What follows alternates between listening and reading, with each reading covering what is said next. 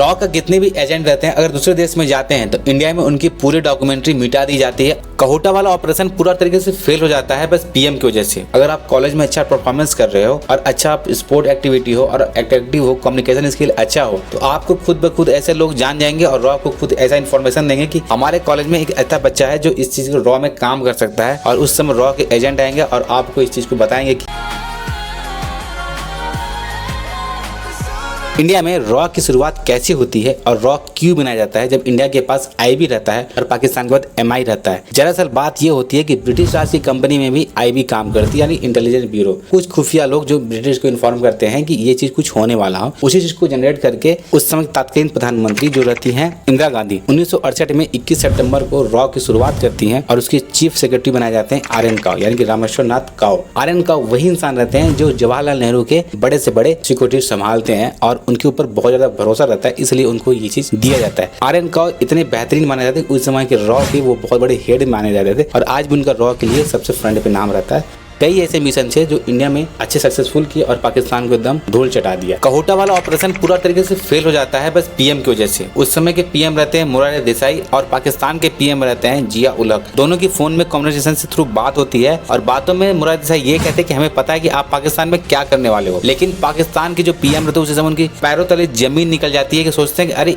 India वालों को कैसे पता चल गया कि हम पाकिस्तानी क्या कर रहे हैं। और फिर जब खान रिसर्च सेंटर के पास छानबीन चली तो 4 रॉ एजेंट पकड़े गए। वही 4 रॉ एजेंट जो उस साइंटिस्ट के बाल को सैंपल को इंडिया भेजे थे और उसी बाल के सैंपल में रेडियो एक्टिविटी पाया गया था और फिर 4 रॉ एजेंट की जान चली जाती है। और आज तक नहीं पता रहता कि उन 4 रॉ एजेंट के बारे में क्या हुआ और उनकी जानकारी आज भी इंडिया उतनी रखी है। कुछ पीएम अच्छा काम किए हैं, जैसे कि इंदिरा गांधी ने बहुत कुछ ऐसा किया, राजीव गांधी ने भी ऐसा काम किया जो श्रीलंका वाला चला था ऑपरेशन, जिसमें इंडिया और पाकिस्तान के युद्ध चल रहा था तो श्रीलंका ने पाकिस्तान का हेल्प किया। उस समय जो प्रधानमंत्री थे राजीव गांधी, उन्होंने ये कहा था कि श्रीलंका आप अलग हो जाओ क्योंकि हम दोनों देश के बीच में अगर अटैक हो रहा है और हम लड़ रहे हैं, आप पीछे मत आओ। और पाकिस्तान इस चीज को समझ गया था, फिर इस चीज को श्रीलंका समझ जाता है और फिर उससे दूर हट जाता है। आज भी रॉ का कुल बजट 2 करोड़ से ऊपर ही है और इसकी जितनी सैलरी होती है और जितना भी कुछ होता है ये पूरा गोपनीय रहता है कि हर एक आदमी के बारे में, और जितने भी ऑपरेशन किए जाते हैं और कुछ भी जानकारी अगर मिलती है तो सिर्फ रेडियो और ईटीएस की ही मिलती है, ना कि टेलीफोनिक या फिर ईमेल। और कोई भी रॉ का ये नहीं होता है ये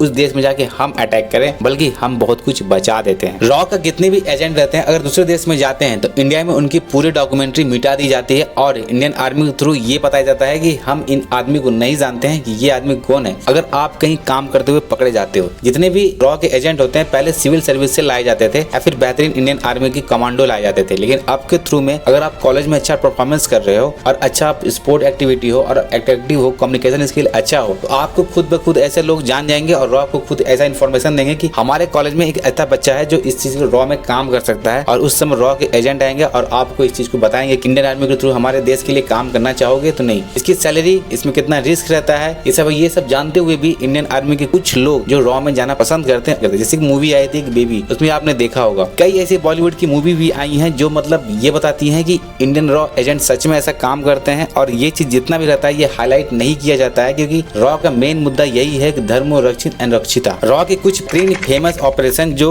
रॉ के थ्रू बचाया जाए, जैसे ऑपरेशन चाणक्य जो कश्मीर में चल रहा था, मेघादूत सिचिलियन गैलेक्सी में कुछ पाकिस्तानी एसआई के कुछ खुफिया लोग जा रहे थे, उस समय रोका गया इंडियन आर्मी के थ्रू। ऑपरेशन स्माइलिंग बुद्धा जो न्यूक्लियर टेस्ट किया गया था इंडिया के थ्रू, इसमें भी ऑपरेशन जो था रॉ का बहुत ही मेन और उस चीज को बचाया गया था। आपको ये लग रहा है कि रॉ के बारे में से कुछ झूठी बातें हैं, तो कई मूवी आई हैं जिसमें बॉलीवुड में रॉ को दिखाया गया, जैसे राजी, टाइगर जिंदा है, कहानी, Madras cafe, force 2, mission. Raw का ऑफिस आज भी सीजी कॉम्प्लेक्स लोधी रोड में न्यू दिल्ली में स्थित है और वहाँ की जितनी भी जानकारी होती है डायरेक्टली वहीं से कम्युनिकेशन होती है और वहाँ से डायरेक्टली मिनिस्ट्री ऑफ इंडिया के थ्रू जानकारी पीएम को दिया जाता है। और रॉ का कि जितने भी ऑपरेशन अगर सक्सेसफुल हुए हैं तो सिर्फ प्राइम मिनिस्टर की वजह से।